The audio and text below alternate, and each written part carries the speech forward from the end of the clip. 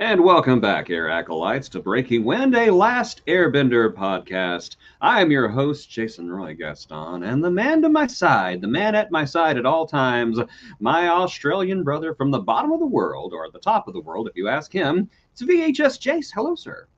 Hello. Can I just Well, put this out in Front Street? This is my least favorite episode of the series so far. yeah, let's just do this. It's Appa's lost days. Thankfully, the last days of the Where's Appa storyline, I told you this one was rough. I told you. It's a very personal reason why I don't like it, because human cruelty I can put up with. Animal cruelty, I don't care if he's animated or a mythical creature. Really struggle with that. There is one image, and I have a screen cap of it, and I'll tell you when we get there. But there's one image that just sent me in this, and it like brought up bad memories, and I'll talk about that here in just a minute. But let's get down to it. So Appa's Lost Days tells us what Appa has been up to since he disappeared from the series. The first thing is that the Sandbenders sold him to the circus. And there he was put on in this ridiculous show, mistreated, and threatened with fire. Which is one thing that we've seen in this episode, is that Appa has developed this crippling fear of fire, understandably so. So he goes off on a little mini adventure of his own. Number one, he escapes from the bees that Aang and them. That's one thing about this episode that I thought was neat, interspersed in through the endless suffering, is that Appa kind of drifts in and out of the lives of other people and the events that we've already seen, which was pretty neat. Okay, so let's see. Appa, I got my things are out of order here. The software we use, the images always get screwed up. I swear I arranged these. So we get some flashbacks to some happier time, including the first time Aang and Appa met, which is absolutely adorable. So let's intersperse it with pure terror.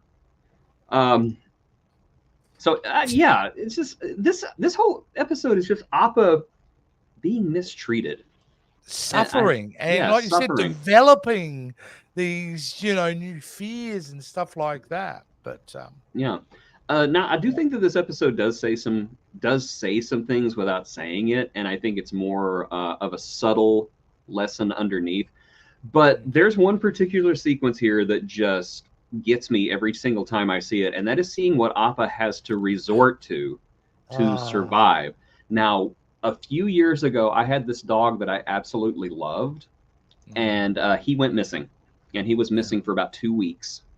And when we found him, he was almost unrecognizable. He was matted, he was injured, and he was feral, basically. He just did not trust anybody. He would snarl at us. We'd say his name, and you'd kind of get this glint of recognition, but then the fear would take over again. And that is what this image here reminds me of, is just finding that dog. Now, eventually he did calm back down, and he did come back, but he was never really the same after that. It was a traumatic event. So that just bothers me. And I think that's why I am not fond of this episode, is that it has got so many things that bother me. I'll be honest with you, I don't think I'll watch it again. Because I get it and I know what it's about, and there are some couple of shining lights in this episode, which I'm sure you're going to bring up.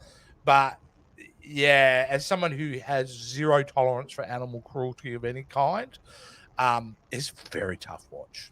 And that image is one of the saving lights. I will say that image you just put up. Yes, Suki finds it. Yes. Yeah, Suki finds Appa and cares for him. She removes all the barbs that he got during the fight with the pig hedgehog. Yep. However, before they can take him back to Aang, they're intercepted by oh my gosh, why am I not remembering her name? They're interrupted. Yeah, they're interrupted by Fire Karen. Oh my gosh, why can I not remember her name right now? Azula. They're interrupted by Azula. And we get a really cool fight scene. Suki, she holds her own, but I was gonna say, because you think straight away in that scene, these girls are in trouble because you are not going to be able to take down Azula and her cronies. But yeah, she holds strong, don't they? They hold strong. But yeah, she holds her own, but unfortunately, it's not enough. Appa gets away, and then Appa meets the Guru.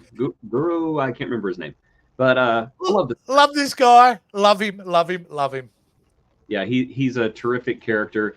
He provides Appa with food, and then he says something very interesting. He says, "Oh, yeah, I wasn't expecting you this early. I'm expecting you and the Avatar, but the Avatar is not here. You're not supposed to be here without the Avatar."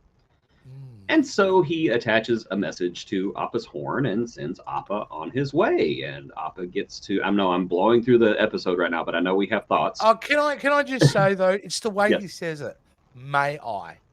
Yes. The utter respect he has for Appa and the dignity he treats him is so needed in this episode because of the suffering he's gone through. And I just love the way he spoke and the respect he had for Appa. It's great. Yes, I'll get into my thoughts about that here in a minute. But upon arriving at Ba Sing Se, Appa hears the whistle from Aang. He goes to it, and there waiting for him is evil Clancy Brown. And evil Clancy Brown traps Appa underground, and we're left with that footprint that Momo found in Tales of Ba Sing Se. So everything is cyclical. So here's my thoughts about this episode, and I don't know, this may be kind of new agey to me. Yeah. I think that this is an unpleasant watch. I'm with you. I skip this one any chance I get. But watching it again, I think that this episode has a very strong message about the need for kindness. And not only, well, you should treat your neighbors with respect. You should treat your friends with respect.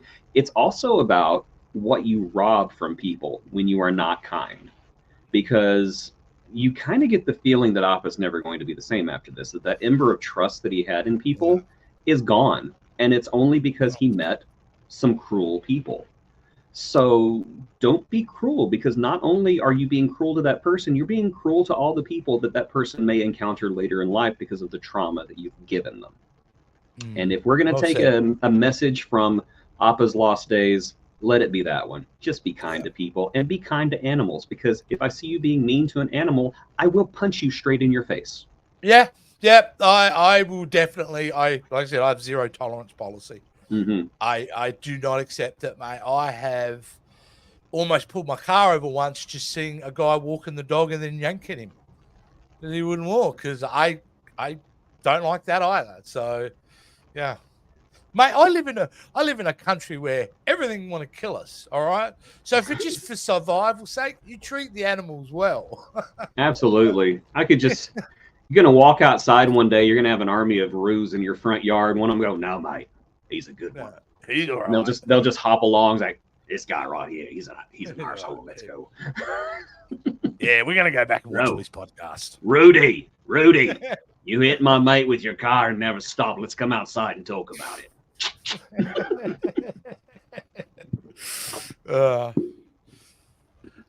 Yeah, look, you know, my other problem with this episode is there's no real finality to the episode. There's not, and that's kind of how I felt about this entire arc. Every episode always ends with, "Oh, where's Appa?" And then we find out where Appa is, and you're thinking, "Oh, well, you know, we'll get a reunion at the end." Nope, Clancy Brown. That's my problem. We don't get the in this episode. I'm sure I don't know, but I'm sure we get that in the next episode. But I want that moment. I want that connection moment of Appa and Aang. I've been waiting 4 episodes for that moment, and I need that moment. So.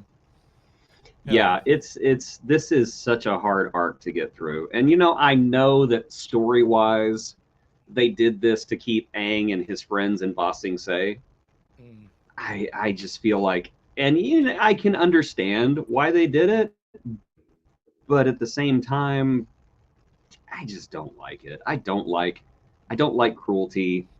I don't like seeing animals suffer, even if they are fictional animals. I just don't like it. I can't help it. I'm sorry. I will give the writers credit for being so bold, because this is a bold episode. Because this is a show at the time I mean, I'm sure they were getting a lot of the positive feedback, but it's a Nickelodeon show. It is targeted to kids. And to deal with something in such an emotional way, it's very bold. And I will give them props for taking that big swing. I just won't watch it again. I mean, narratively, it's a strong episode. I'm just saying, personally, it's a hard watch, and I don't like watching it. And I've heard other people say the same thing. I've heard other people say, well, it is a strong episode. It's a sad episode. It's an emotional episode, and that's why I like it.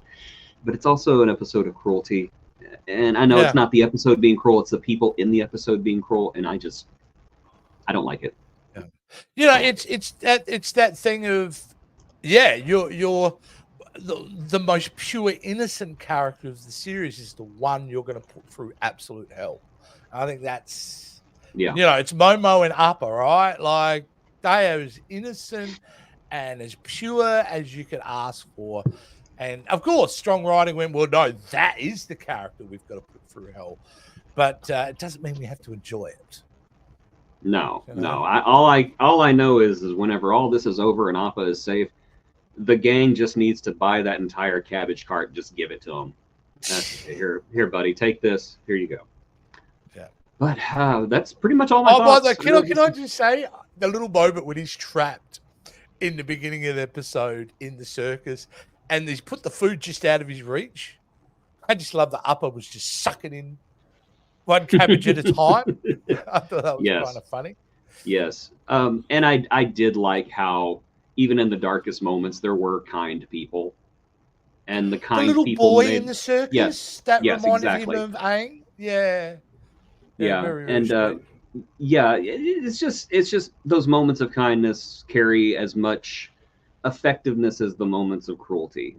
The Kyosho warriors are just... If I didn't like them before, I'm in love with them now. They're all great. They're all great. Yeah, all great.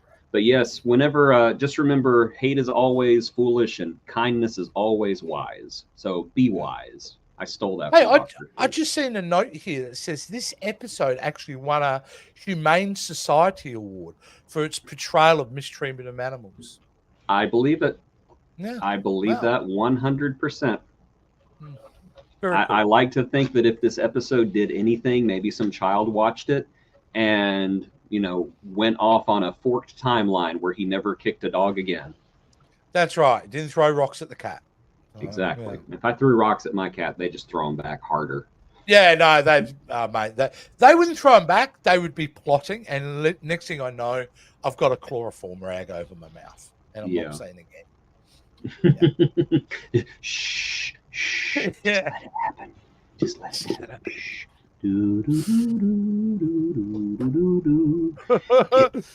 Get the paring knife.